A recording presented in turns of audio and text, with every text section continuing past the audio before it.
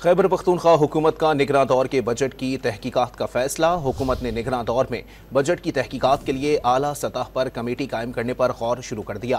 Budget تحقیقات کے لیے کمیٹی کے قیام کے لیے اسمبلی میں قرارداد لائی جائے گی۔ اس بارے میں مزید تفصیل جانتے ہیں ڈان نیوز کے نمائندے عارف حیات، ہمارے نمائندے ہمارے ساتھ موجود ہیں۔ عارف، اپڈیٹ کیجیے گا اس حوالے سے۔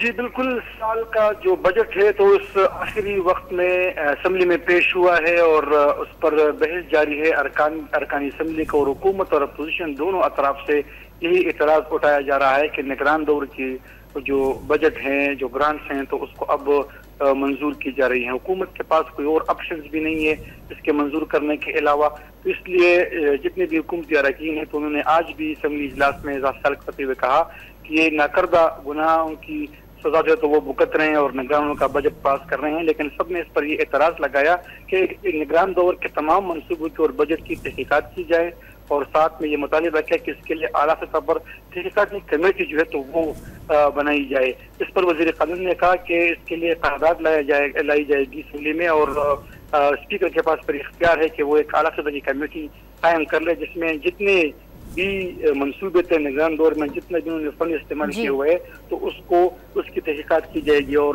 ساتھ میں یہ بیان جاری کیا کہ جو بھی اس میں ملوث رہا غیر قانونی اقدامات میں تو اس کو سزا دی جائے گی۔ بہت شکریہ تفصیلات دینے کے لیے عارف حیات آپ کا۔